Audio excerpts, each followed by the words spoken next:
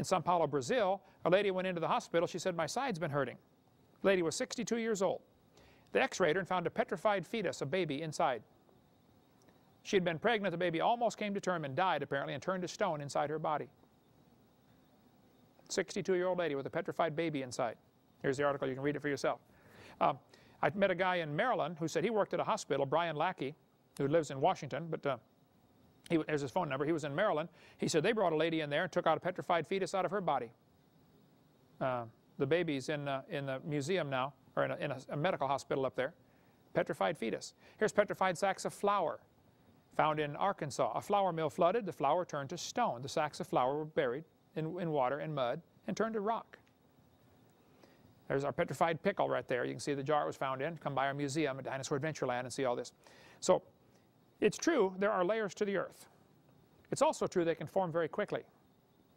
I think the flood's the best explanation for this. Skeptics will say, wait a minute, why are all dinosaur bones found in the same layer? First of all, they're not, okay? But it is true there is a little bit of sorting to the fossils, okay?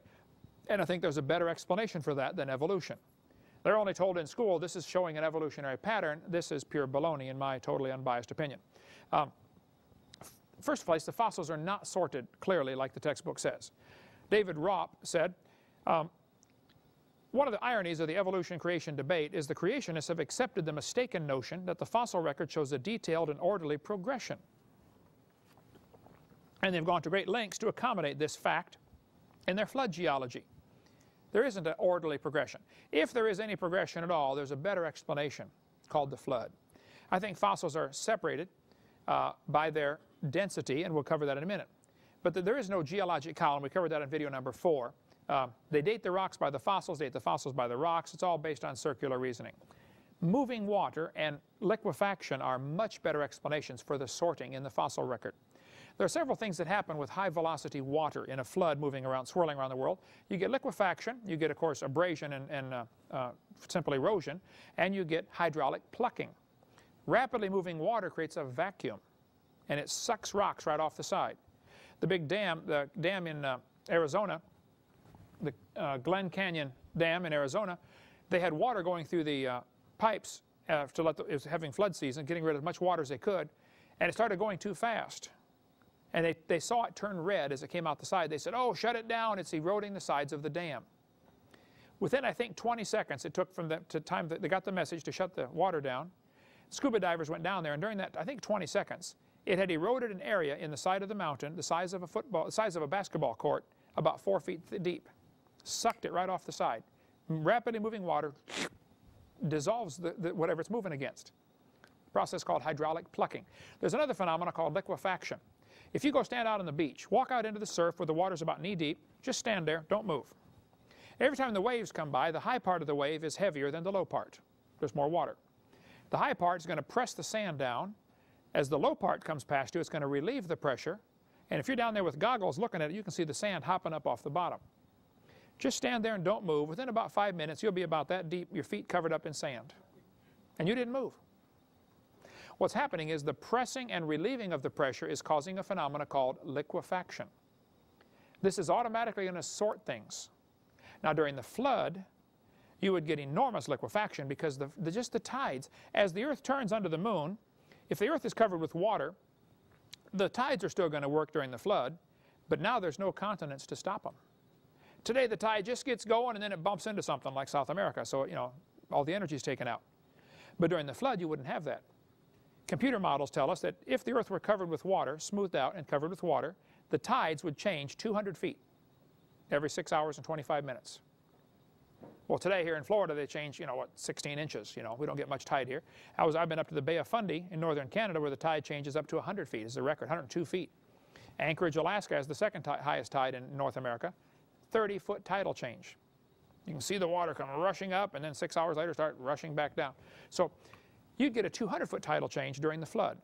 This 200 feet of water would do enormous things to the surface underneath called liquefaction. It would sort things. Actually, a guy took an aquarium, big aquarium one time, and he put a big hot water bottle in the bottom and poked it full of thousands of holes. And he hooked a hose up to it. Then he dumped into the aquarium dirt, rocks, gravel, sand, mud, dead fish, dead amphibians, dead reptiles, mixed them all up in a cement mixer and dumped them in. turned the hose on, water came out through the bottom and bubbled up through this aquarium to fill up the aquarium. Of course, as it fills up the aquarium, it's going to lift the particles and then drop them again, and the denser ones drop a little faster every time. Within just a few hours of filling this aquarium, it sorted all the animals, and it put the fish at the bottom, amphibians next, reptiles next, birds on top. Automatically sorted them. Now, it would look like they got buried in that order, but no, they got sorted in that order by liquefaction. Plus, if huge areas of sand are buried under there, if something is lighter and it's buried by a heavier, denser layer on top, you can get what's called a sand plume. All of a sudden, things are moving around. Pretty soon, bloop, it bubbles to the top. And big chunks of lighter material like sand would bubble out to the top. That's probably what caused Ayers Rock in Australia. It's a giant sand plume, badly eroded today. And you can see if you get up close to it, there are millions of little tiny holes in it. It's probably a big, what's called a sand plume, where the sand just bubbled up through the heavier material on top of it.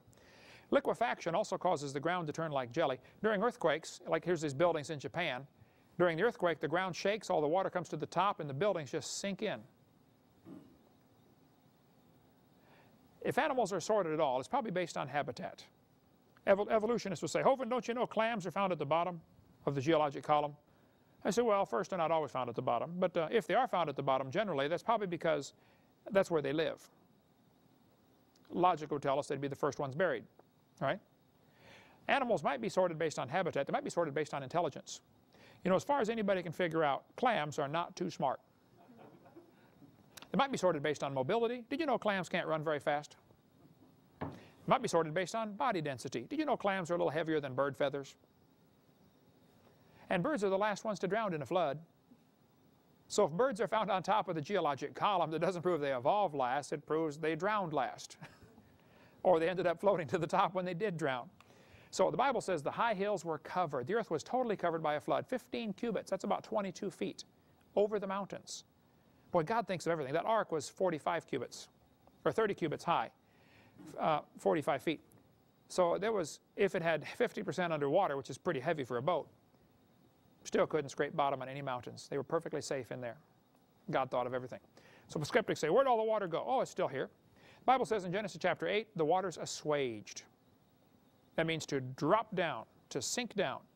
Now, NIV says the wild animals, they weren't wild animals, they were tame. And it says the water's receded. That's not technically correct. They actually assuaged it, dropped down. If we filled this room 4 feet deep in water, and then all of a sudden the floor caved in over here and dropped down 10 feet, that's going to suck all the water from there into the hole. That's what happened in Winter Garden, Florida, where the neighborhood fell in. Anybody see that? All of a sudden, about 4 houses and everything just dropped down about 30 feet. Boof. Big sinkhole developed. I think it's Winter Garden, just somewhere near Orlando. That happens occasionally around the world. Things just sink down. Well, during the flood, you'd get this sinking process as the ocean floors would drop out and the water would rush into those holes. The Bible says the water stood above the mountains. So I think during the first few months of the flood, the animals sorted out and fossils were forming. During the last part of the flood, the plates of the earth are still shifting and they're unstable, and they began to lift up or sink down different places. Thin spots sink down, other places lift up, forming mountain ranges. Water rushes off, forming erosion in a hurry. The Bible says in Psalm 104, at thy rebuke, they fled.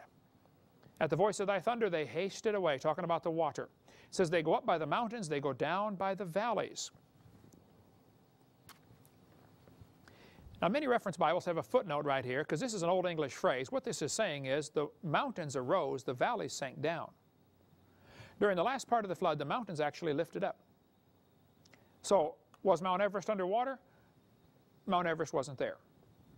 It formed during the last part of the flood, as the mountains lifted up. So that area was underwater. That's how you explain the clams on top, but Mount Everest technically wasn't there until after the flood, or during the flood it formed. The ocean crust is thinner than continental crust.